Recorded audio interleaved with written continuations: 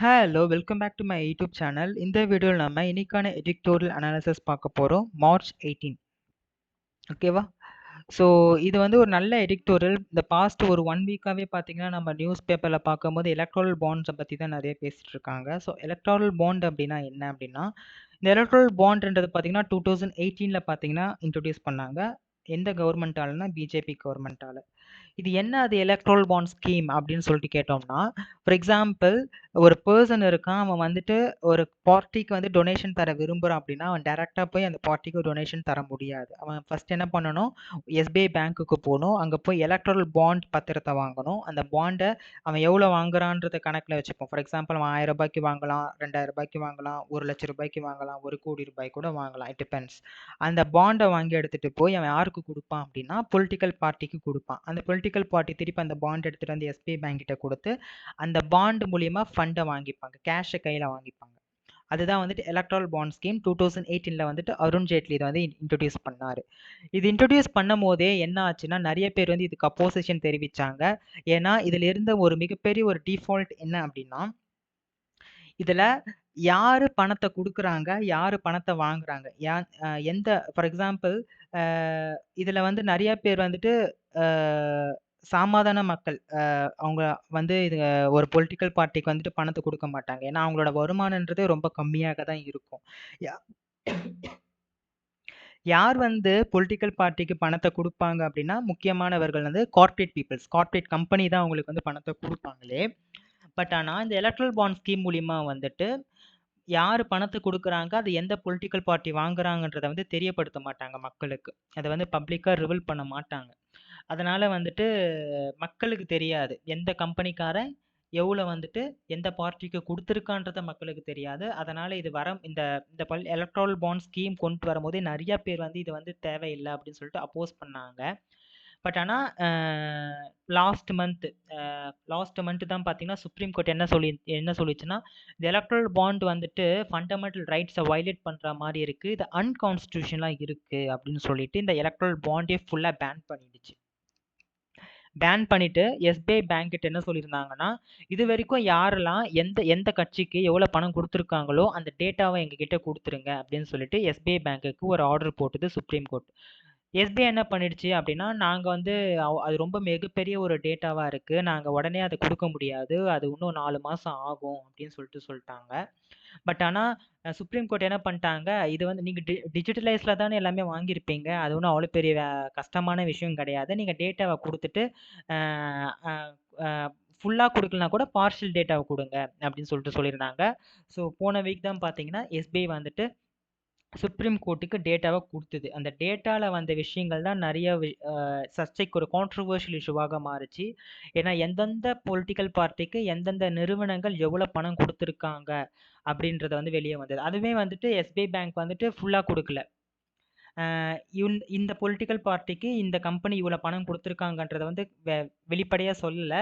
ஒரு பக்கம் பார்த்தீங்கன்னா, பர்ச்சேஸ் பண்ணவங்க அவங்களோட டீட்டெயில்ஸ் குடுத்திருந்தாங்க. ஒரு பக்கம் பார்த்தீங்கன்னா, ரெசிப்ட் அத வாங்குனவங்களோட டீட்டெயில்ஸ் குடுத்திருந்தாங்கன்னு சொல்லிட்டு, அ அத வந்துட்டு இவங்க தான் வாங்குனாங்கன்னு சொல்லிட்டு அத மேட்ச் பண்ண மாரி குடுக்கவே இல்ல.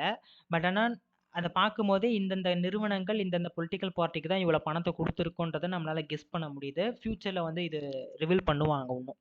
ஸோ இதுதான் இந்த இது அத பத்தினது அதுதான் இந்த இந்த எடிட்டோரியல் ஆர்டிக்கிள் ஆக்சுவலி. இது ரொம்ப இன்ட்ரஸ்டிங்கான ஒரு ஆர்டிக்கிள். பாண்டட் ஃபேவர்ஸ் அந்த எலக்டோரல் பாண்ட் ஸ்கீம் சோர்டிட் ரெவலேஷன்ஸ் அப்படின்றார் ஆத்தர்.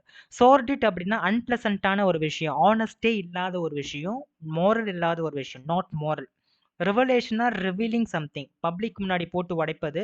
ரெவலேஷன்ஸ்னா revealing something. ரிவீல்ன்றது ரூட் வேர்டா வச்சுக்கோங்க, ஞாபகம் வச்சுக்கோங்க. ஓகேவா?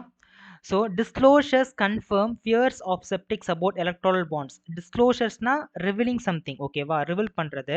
ஸோ இப்போ ரிவீல் பண்ணிட்டாங்க இல்லையா எஸ்பிஐ பேங்க்கு, அது எதை கன்ஃபார்ம் பண்ணுதுன்னா, ஃபியர் ஆஃப் செப்டிக்ஸை கன்ஃபார்ம் பண்ணுது. செப்டிக்ஸ்னா என்னதுன்னா டவுட்ஃபுல். முன்னாடியே நிறைய பேருக்கு எலக்ட்ரல் பாண்ட்ஸ் மேல நிறைய டவுட் இருந்தது. இது சரியான ஒரு திட்டமா, இது வந்து இது எதனால கொண்டுட்டு வந்தாங்க அப்படின்னு சொல்லிட்டு நிறைய பேர் அப்போசிங் தெரிவிச்சாலுமே இதை கொண்டு வந்தாங்க. பட் ஆனா அது அகைன் இட் இஸ் கன்ஃபார்ம் ஆயிடுச்சு.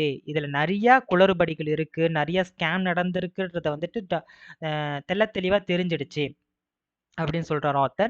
Sordid revelations that keep pouring from the disclosure of details about the purchases and the recipients of electoral bonds confirm the early apprehensions of skeptics that the anonymous political funding scheme will have undesirable consequences.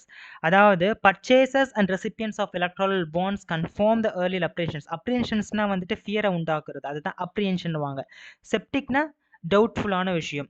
அதாவது anonymous political பார்ட்டிக்கு வந்துட்டு எந்தெந்த people எல்லாமே வந்துட்டு fund கொடுத்துருக்காங்கன்றத வந்துட்டு undesirable கான்சிக்வன்ஸை வந்துட்டு வெளிப்படுத்துது அப்படின்னு சொல்லிட்டு ஆர்த்தர் சொல்றாரு. ஓகேவா? போரிங்னா என்னது? ரைன் இஸ் போரிங்னு வாங்க, ஒரு விஷயம் தூவுறது. சோர்டு ட்ரிவலேஷன்ஸ்னா ஆனஸ்டே இல்லாத ஒரு விஷயம்.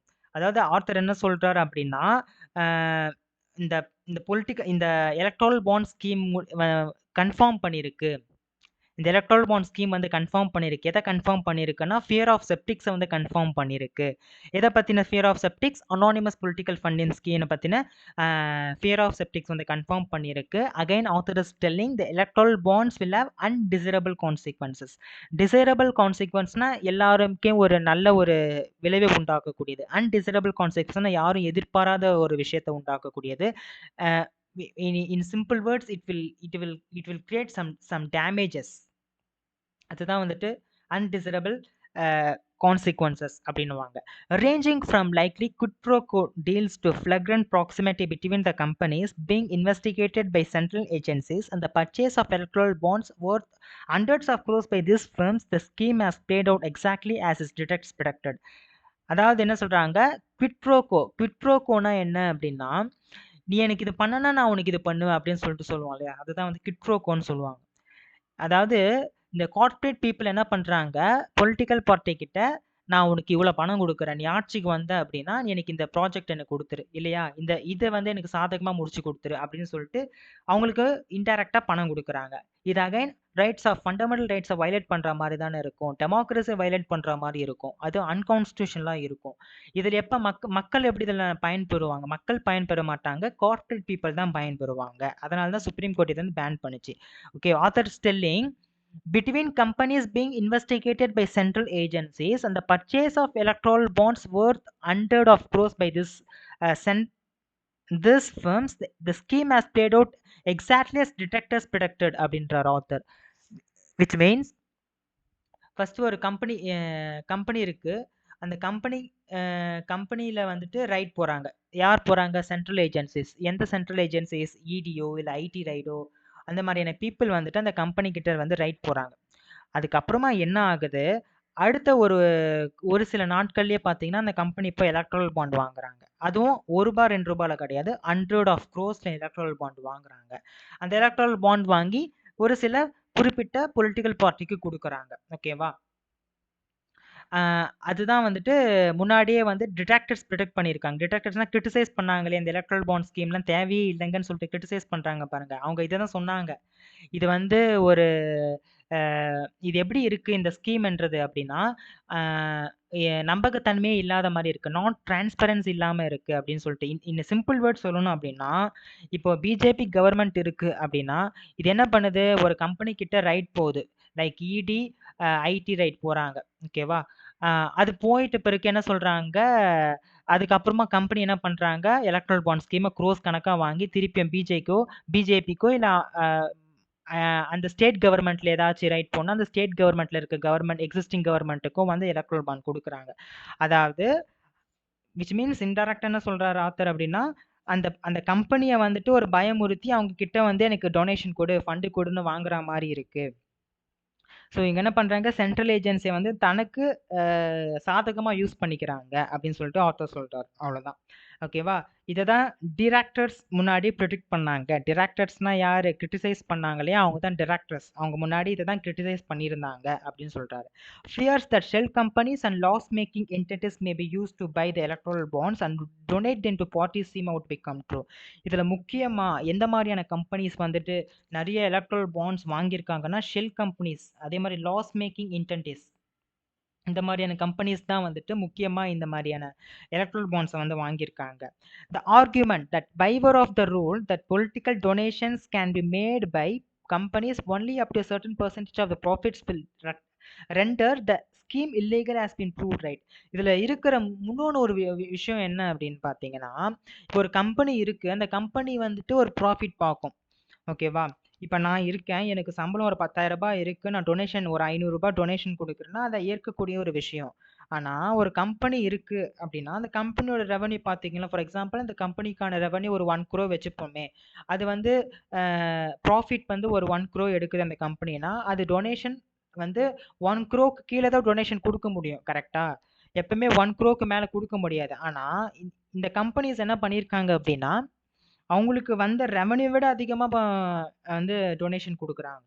ஃபார் எக்ஸாம்பிள் ஒரு கம்பெனிக்கு ரூ. 1,00,00,000 ப்ராஃபிட் வருது அப்படின்னா, அவங்க பார்த்தீங்கன்னா, அவங்க குடுத்த ப்ராஃபிட் பார்த்தீங்கன்னா, 200 கோடி அந்த மாரி குடுக்குறாங்க. லைக் 20 க்ரோர்ஸ் குடுக்குறாங்க. அது எப்படி? அப்ப இன்டைரக்ட்டா வந்து இது கொஸ்டின் ரைஸ் பண்ணுது இல்லையா?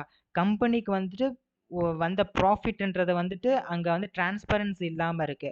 அந்த டிரான்ஸ்பரன்சிய உடைச்சிட்டு எங்களுக்கு அவங்க அத பொய்யா புகுத்திட்டு அ அவங்களுக்கு சாதகமான விஷயங்கள வந்துட்டு கவர்மெண்ட் பண்ணணும்னு சொல்லிட்டு, அவங்களுக்கு இல்லீகலா மனி டொனேஷன் குடுக்குறாங்கன்றது வந்துட்டு இங்க வந்து தெளிவா தெரியுது. அதுதான் வந்துட்டு கம்பெனி ப்ராஃபிட் பெர்சன்டேஜ் எவ்வளோ இருக்கோ, அதுக்கும் அதிகமா வந்துட்டு இந்த கம்பெனி வந்து பொலிட்டிக்கல் பார்ட்டிக்கு டொனேஷன் குடுக்குது அப்படின்றார் author. The Supreme Court of India did well voice this concerns, flagging the potential for wrongdoing, striking down the bonds seem in enter unconstitutional. போன மாசம் தான் பார்த்தீங்கன்னா, சுப்ரீம் கோர்ட் வந்துட்டு வாய்ஸ் குடுத்தது. என்ன சொல்லுச்சு? இந்த ஸ்ட்ரைக் டவுன் பண்ணிடுச்சு பாண்ட. அதாவது பேன் பண்ணிடுச்சு. இது வந்து அன்கான்ஸ்டிடியூஷனலா இருக்குது. இத வந்து இனி செயல்படுத்தக்கூடாது இந்தியால அப்படின்னு சொல்லிட்டு இந்த பாண்டே வந்துட்டு பேன் பண்ணிட்டாங்க Supreme Court of India. However, delay in disposing of the multiple challenges to the scheme without ever staying its operations over the years at its own cost. But ஆனா 2018ல அந்த ஸ்கீம் வந்தது.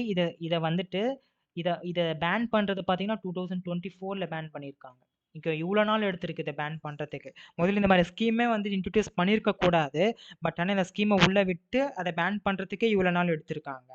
Again it is a sobering thought for all those invested in democracy to note that the political and corporate classes have lived up to the public expectation that they are ready to use the scheme for mutual benefit rather than solve the problem for unclean funds by vitiating the elections campaign. அதாவது public expect பண்ணது என்ன அப்படின்னா, இந்த electoral bond ஸ்கீம்ன்றது வந்து public ஒருபோதுமே வந்துட்டு உபயோகமாக இருக்கவே இருக்காது. ஓகேவா? இப்ப வந்து ஒரு கார்ப்பரேட் பீப்பிள் வந்துட்டு கவர்மெண்ட்டுக்கு பணம் தரான் அப்படின்னா, அது டிரான்ஸ்பரன்சி இருக்கணும். இது வந்து ஒரு மியூச்சுவல் பெனிஃபிட்டான ஒரு ஸ்கீமு. நான் உனக்கு இவ்வளோ பணம் குடுக்குறேன். நீ எனக்கு இந்த வேலைய மட்டும் பண்ணி குடுத்துருன்னு சொல்லிட்டு, அரசாங்கம் எக்ஸிஸ்டிங் பொலிட்டிக்கல் பார்ட்டி யார் இருக்காங்க அப்படின்னா, அவங்களுக்கு பணம் குடுத்து அவங்கள கைக்குள்ள போட்டு வச்சுக்கிற ஒரு மியூச்சுவல் பெனிஃபிட்டானே தவிர்த்து, இது மக்களுக்கு எந்த ஒரு உபயோககரத்தையுமே உண்டாக்கக்கூடிய ஸ்கீம் கிடையாது அப்படின்னு சொல்லிட்டு பப்ளிக் எக்ஸ்பெக்ட் பண்ணாங்க. அதே மாரி தான் இந்த ஒரு எலக்ட்ரல் பாண்ட் ஸ்கீமும் இருந்தது அப்படின்ற ஆத்தர். ஓகே. அடுத்த பேசேஜ் பாருங்க. Some details about who donated to which party are emerging now, thanks to a few parties having disclosed their names and given them to Elections Commission of India on the court order. அதாவது court order என்ன பண்ணுச்சு அப்படின்னா, இந்த electoral பாண்டை வந்துட்டு ஃபுல்லாகவே pan பண்ணிட்டு SBI கிட்ட வந்துட்டு நீங்கள் அந்த டேட்டாவை கொடுத்துட்டு வேலையை பாருங்க அப்படின்னு சொல்லிட்டாங்க. ஆனா, ஒரு சில கம்பெனிஸ் அதான் எஸ்பிஐ வந்து டேட்டா குடுத்தது பார்த்தீங்கன்னா, பர்ச்சேஸ் பண்ணது யாரு? வாங்குனவங்க யாருன்ற டேட்டா கொடுத்தே சொல்லிச்சு. அத மேட்ச் பண்ணி குடுக்கவே இல்ல. ஓகே. பட் ஆனா ஒரு சில கம்பெனி தானாவே முன்ன வந்துட்டு, நாங்க இவ்வளோ குடுத்துருக்கோம்னு சொல்லிட்டு வெளிய சொல்லிட்டாங்க. எலக்ஷன்ஸ் கமிஷன்ஸ் ஆஃப் இந்தியா கிட்ட வந்துட்டு, நாங்க இவ்வளோ டொனேஷன்ஸ் குடுத்துருக்கோம் அப்படின்னு சொல்லிட்டு குடுத்துட்டாங்க. ஒரு சில கம்பெனிஸ் வந்து இன்னும் சொல்லாம இருக்காங்க. However, it is disappointing both the ruling BJP and the Congress did not disclose them even in sealed covers. Both BJP கவர்மெண்ட்டும் எடுத்துக்கோங்க, காங்கிரஸும் எடுத்துக்கோங்க. 2 பார்ட்டியுமே வெளிய வந்து சொல்லவே இல்ல. நாங்க இவ்வளோ வாங்கியிருக்கோன்றத வந்து தெளிவா சொல்லவே இல்ல. ஓகேவா? யார் எந்த கம்பெனி குடுத்தாங்கன்றத சொல்லல. எவ்வளோ வாங்கணுன்றதுமே இந்த பிஜேபி அண்ட் காங்கிரஸ் 2 பார்ட்டியுமே சொல்லவே இல்ல. It is possible that there will be more relations in the upcoming days when the unique numbers given to each bond are disclosed. Upcoming டேஸ்ல பார்த்தீங்க அப்படின்னா, இந்த மாதிரியான எந்தெந்த கம்பெனி எந்தெந்த பார்ட்டிக்கு எவ்வளோ குடுத்துருக்காங்கன்றத தெளிவான விஷயங்கள் எல்லாமே ரிவீல் ஆகும் அப்படின்னு சொல்லிட்டு ஆர்த்தர் சொல்றாரு. The role of investigate agency has been politically controversial, especially under the present regime. But the strong correlations between the searchers arrest on one hand and the dates of purchase on bonds on the other shows the center is a bad light. அதான் நான் முன்னாடியே சொன்னேன் இல்லையா? இது எப்படி இருக்கு அப்படின்னா, investigate ஏஜென்சியை வந்து பொலிட்டிக்கலி கான்ட்ரவைஸ் பண்றாங்க. அதாவது இப்ப இருக்கக்கூடிய கவர்மெண்ட் அரசாங்கத்தை அதிகாரத்துல இருக்கக்கூடிய அரசாங்கம் என்ன பண்ணுது அப்படின்னா, இந்த investigative agencies like ED, enforcement directorate and IT income tax department எல்லாமே தனக்கு சாதகமா யூஸ் பண்ணி ஃபர்ஸ்ட் என்ன பண்ணிட்டாங்க, ஒரு கார்ப்பரேட் கம்பெனிக்கு ரைட் போறாங்க. ரைட் போன அடுத்த நாள்லயே அடுத்த ஒரு வாரத்துல ஒரு 2 வாரத்துல பார்த்தீங்கன்னா அந்த கம்பெனிக்காரன் போய் எலக்ட்ரல் பாண்ட் வாங்குறான். அந்த எலக்ட்ரல் பாண்ட் வந்து திருப்பி அந்த பார்ட்டிக்கு கொடுக்குறான். ஓகேவா? அதுதான் ஆத்தர் சொல்றாரு. ஸோ இதெல்லாம் பார்க்கறதுக்கு எப்படி இருக்கு? The centre in bad light. அதாவது விச் இஸ் சென்ட்ரல் கவர்மெண்ட் வந்து ஒரு ஒரு இருட்டான ஒரு துயரத்துல இருக்கு அப்படின்றார் ஆத்தர். ஓகேவா? அதுவும் இந்த மாதிரியான விஷயங்கள் இந்த பிரசன்ட் எப்ப நடக்குதுன்னா இந்த பிரசன்ட் ரிஜிம் பிஜேபி ஆட்சியில தான் இந்த மாதிரியான விஷயங்கள் நடந்திருக்கு. ஏன்னா பிஜேபி ஆட்சியில தான் இந்த எலக்ட்ரல் பாண்ட் ஸ்கீமும் இன்ட்ரடியூஸ் ஆனது. 10 வருஷமா பிஜேபி தான் ஆட்சி புரிஞ்சிட்டு இருக்கு. Okay, it will be a dark day for democracy if it emerges that the agency were used to arm twist people into making political contribution. இது ரொம்ப ஒரு கவலை டார்க்கான ஒரு டே, டெமோக்ரஸிக்கு ஒரு டார்க்கான டே. ஏன்னா அப்படின்னா இந்த ஏஜென்சிஸ் எல்லாமே இன்வெஸ்டிகேட்டிவ் ஏஜென்சி எல்லாமே எதுக்காக உபயோகப்படுத்தப்படுகிறார்கள் அப்படின்னா arm twist people into making political contributions அப்படின்ற ஆத்தர். அதாவது இவங்களாமே வந்துட்டு ஒரு ஏஜென்சி, இன்வெஸ்டிகேட்டிவ் ஏஜென்சி. இவங்களால வந்து ஒரு நியாயமான விஷயங்கள் வெளியே வரணும். லைக் இப்போ ஒருத்தன் ஒரு தொழிலதிபர் இருக்கான், அவன் ஸ்கேம் பண்ணியிருக்கான், அவன் வந்துட்டு நிறைய பணத்தை சுரட்டி வச்சிருக்கான்னா அவங்ககிட்ட ரைட் பண்ணி அதை வந்து கவர்மெண்ட்டுக்கு கொண்டு சேர்க்குறாங்கன்றத அது பாராட்டக்கூடிய ஒரு விஷயம். பட் ஆனால் இந்த இந்த மாதிரியான ஒரு ரொம்ப எக்ஸ்ட்ரீம் பவர்ல இருக்கக்கூடிய ஏஜென்சி வந்துட்டு ஒரு லாபகரமான விஷயத்துக்கு வந்துட்டு யூஸ் யூஸ் யூஸ் பண்றாங்கன்றத வந்து ஏற்கக்கூடியதே கிடையாது. அதுவும் பொலிட்டிக்கல் கான்ட்ரிபியூஷன்ஸ்க்காக பொலிட்டிக்கல் பீப்புள் என்ன பண்றாங்க, அரசாங்கம் அரசாங்கத்தை ஆட்சி புரிச்சுட்டு இருக்க அரசாங்கம் என்ன பண்ணுது அப்படின்னா இந்த மாதிரி ஏஜென்சி தவறா யூஸ் பண்ணுது. ஏன் தனக்கு பொலிட்டிக்கல் கான்ட்ரிபியூஷன்ஸ் வரணுன்றதுக்காக தவறா யூஸ் பண்ணுது. இந்த கம்பெனிக்காரன் ஃபண்டு தரமாட்டேன்ட்டானா, அப்போ அவன் வீட்டுக்கு ரைடு போ, அடுத்து அவன் தானாவே வந்துட்டு ஃபண்டு கொடுப்பான் பயந்துகிட்டு. ஏன்னா நம்ம தான் வந்துட்டு இங்க வந்து சர்வாதிகாரம் பண்ணிட்டு இருக்கோம், நம்ம தான் இங்க எல்லாமே அப்படின்னு சொல்லிட்டு ஒரு தவறான ஒரு முன்னோட்டத்தை வந்து முன்னெடுத்து வைக்குது அப்படின்ற ஆத்தர். ஓகேவா? அடுத்த சென்டென்ஸ் பாருங்க. The BJP has unsurprisingly emerged the largest beneficiary, having received well above 6,000 crore, nearly of the contributions made to the bonds route. இதுலயே ஹையஸ்ட் டொனேஷன் வாங்கின பார்ட்டி எதுன்னு பார்த்தீங்கன்னா பிஜேபி தான். பார்த்தீங்கன்னா 6,000க்கும் மேல 6,000 கோடி டொனேஷன் வாங்கியிருக்கு. மற்ற பொலிட்டிக்கல் பார்ட்டிங்கெலாம் இதில் பாதி கூட வாங்கலை ஆக்சுவலி. ஓகேவா? பட் ஆனால் பிஜேபி தான் இருக்கிறது லார்ஜஸ்ட் டொனேஷன் வாங்கியிருக்காங்க. இது வந்து அன்சர்ப்ரைசிங்லி, இது வந்து சர்ப்ரைசிங்கான விஷயமே கிடையாது. ஏன்னா பிஜேபி தான் வந்து ஆட்சி புரிஞ்சிட்டு இருக்கு, பிஜேபி தான் இருக்கிறதுல அதிகமாக வாங்கும். இது இஸ் அன்சர்ப்ரைசிங் சொல்கிறார் ஆத்தர். ஓகேவா? However it attempt to describe contribution as comparatively low if seen against the fact that it has largest number of Lok Sabha members is quite naive, were self-incriminating அப்படின்ற author. இதுல author என்ன சொல்றாரு அப்படின்னா, இது இன்னும் ஆட்சியம் படக்கூடிய விஷயம் ஒன்றும் கிடையாது. பிஜேபி தான் இருக்கிறதுல அதிகமான லோக்சபா கவுண்டே வச்சிருக்காங்க. லோக்சபா மெம்பர்ஸ் யார் அதிகமான கவுண்ட் வச்சிருக்காங்க? பிஜேபி தான். சொல்ல போனா இந்த 6,000 கோடி கூட கம்மி தான் அவங்க வாங்கிக்கிறது. ஓகேவா? இதுக்கு மேல அவங்க வாங்கி இருந்திருக்கலாம், பட் இதுவே கம்மின்னு சொல்றாரு ஆத்தர். என்ன சொல்ற 6,000 கோடி அவங்க வாங்கினது கம்மி அப்படின்றார் ஆத்தர். அதாவது இன்டைரக்டா கிரிட்டிசைஸ் பண்றாரு. அவங்க கிட்ட நிறைய நம்பர் ஆஃப் லோக்சபா மெம்பர்ஸ் இருக்காங்க, அவங்க நினைச்சா எவ்வளவு வேணா வாங்கலாம், பட் ஆனா அவங்க 6,000 கோடி தான் வாங்கியிருக்காங்க அப்படின்னு சொல்லிட்டு அவர் கிரிட்டிசைஸ் பண்றாரு. அண்ட் இந்த மாதிரியான விஷயங்கள் எல்லாமே செல்ஃப் இன்கிரிமினேட்டிங்க லீட் பண்ணும். நைவ்னா என்னதுன்னா lack of judgment, lack of wisdom, அதாவது ஆனஸ்டே இல்லாத ஒரு விஷயத்த வந்து முன்னிறுத்தி காட்டும் இந்த மாதிரியான விஷயங்கள். செல்ஃப் இன்கிரிமினேட்டிங் வந்துட்டு இதை வந்து முன்னிறுத்தி காட்டும். செல்ஃப் இன்கிரிமினேட்டிங்னா ஒருத்தன் குற்றம் செஞ்சு அந்த குற்றத்தினால அவன் வந்து தண்டனை அனுபவிக்கிறான் இல்லையா, அதுதான் வந்து செல்ஃப் இன்கிரிமினேட்டிங் சொல்லுவாங்க. That is accusations of guilty of crime. அப்படிதான் ப்ரோசிக்யூஷன், அதுதான் வந்து செல்ஃப் இன்கிரிமினேட்டிங் வாங்க, ப்ரோசிக்யூஷன். ஓகேவா? ஓகேவா? இந்த மாதிரியான விஷயங்கள் எல்லாமே முன்னிறுத்தி காட்டும் அப்படின்றார் author. At the end author is concluding, power and influence do attract. Remember, do not attract கிடையாது, do attract. Power and influence to attract political funding, but misusing them either by muscular demonstrations or the promise of reward will ultimately be subversive of democracy என்றார். ரொம்ப சூப்பரா conclude பண்றாரு. Power and influence பார்த்தீங்கன்னா, எத வந்துட்டு attract பண்ணுது பார்த்தீங்கன்னா, political ஃபண்டிங்க வந்துட்டு அட்ராக்ட் பண்ணுது. ஏன்னா, ஒருத்தங்கிட்ட பவர் இருந்தா அவன் என்ன வேணா பண்ணலாம். இங்க டெமோக்ரஸி, கான்ஸ்டிடியூஷன் அந்த மாதிரியான விஷயத்துக்கெல்லாம் இங்க இதுவே கிடையாது. பணம் இருந்தா என்ன வேணா பண்ணலாம். அதுதான் வந்துட்டு இங்க காட்டுதே தவிர்த்து, இங்க வந்துட்டு நீதி தான் வெல்லும், நியாயம் தான் வெல்லும்ன்றத வந்துட்டு பேச்சே கிடையாது அப்படின்ற ஆத்தர் மிஸ்யூசிங் தேம். எதை மிஸ்யூஸ் பண்றாங்க? அவங்களுடைய பவரை மிஸ்யூஸ் பண்றாங்க, இன்ஃப்ளூயன்ஸை மிஸ்யூஸ் பண்றாங்க. இந்த மாதிரியான விஷயங்கள் எதை வந்துட்டு சீர்குலைய செய்யணும்? டெமோக்ரஸியை ஃபுல்லாக சீர்குலைய செய்யும். Because Indian country is in democratic country. ஓகேவா? பட் ஆனால் இந்த மாதிரியான விஷயங்கள் தெளிவாக நடக்குது அப்படி மக்களுக்கு தெரியறதுனால இது வந்து சப்வர்ஸ் ஆகிடும். சப்வர்ஸ்னால் சீர்குலைவது, டிஸ்ட்ராய் ஆகுது, ஒரு விஷயத்தை டேமேஜ் பண்ணுறது. ஓகேவா? எதை சீர்குலைய செய்யும்னா டெமோக்ரஸியே சீர்குலைய செஞ்சிடும் அப்படின்ற ஆத்தர் கன்க்ளூட் பண்ணுறாரு. இட்ஸ் ஃபென்டாஸ்டிக் எடிட்டோரியல் இது. ஸோ ரொம்ப நிறையா வந்து ஒரு வொக்காப்ஸ் இருக்குது, இதில் நிறைய வொக்காப்ஸ் இருக்குது கிட்டத்தட்ட. அண்டு புரியறதுக்கும் கொஞ்சம் கஷ்டமானது தான். ஒரு 3 டைம்ஸ் 4 டைம்ஸ் படித்தா மட்டும் தான் இதில் என்ன சொல்கிறாங்கன்றது புரியும். வி கேன் கிவ் 3/5 கவுண்ட் கொடுக்கலாம் இதுக்கு. ஓகேவா? ஸோ ஒக்காப் பார்த்துக்கோங்க. ஓவர்வியூ பார்த்தீங்கன்னா இதுதான். முழுக்க முழுக்க இந்த எலக்ட்ரல் பாண்ட் ஸ்கீம் மூலியமா வந்துட்டு ஸ்கேம் நடந்திருக்கு அப்படின்னு ஆத்தர் வந்து கன்க்ளூட் பண்ணுறாரு.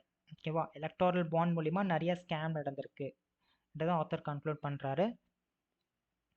ஸோ ஒக்காப் பார்த்துக்கோங்க. சோர்டிட் அப்படின்னு பார்த்தீங்கன்னா unpleasant, unhonest, not honest, not moral. ரிவலேஷன்னா ஒரு விஷயத்தை ரிவல் பண்ணுறது, டிஸ்க்ளோஷன்னாலும் ரிவல் பண்ணுறது, செப்டிக்ஸ்னா டவுட்டை ஏற்படுத்தக்கூடியது. சார்டிட் ரிவலேஷன் சொல்லிட்டேன். போரிங்னா போரிங், ரெயின் இஸ் போரிங், தூவுறது. அப்ரியன்ஷன்னா ஃபியர், செப்டிக்ஸ்னா டவுட், அனானிமஸ்னா அவங்க ஊரு பேர் தெரியாது. ஃப்ளக்ரண்ட்னா ஃப்ளக்ரட்னா ஷாக்கிங்கான ஒரு விஷயம். ப்ராக்சிமிட்டினா கிட்ட கிட்ட இருக்கிறவங்கள தான் ப்ராக்சிமிட்டி, க்ளோஸ் நியரன்ஸ் அதுதான் ப்ராக்சிமிட்டின்னுவாங்க. டிராக்டர்ஸ் அப்படின்னா கிரிட்டிசைஸ் பண்ணுறாங்க இல்லையா, அவங்க தான் டிராக்டர்ஸ்னுவாங்க. ஃப்ளக்கிங் அப்படின்னா ஒரு விஷயத்தை வீக்கெண்ட் பண்ணுறது இல்லைன்னா குறைக்கிறது, அதான் ஃப்ளக்கிங். சோபரிங்னா ரொம்ப சீரியஸான ஒரு விஷயம், சிவியரான விஷயம்.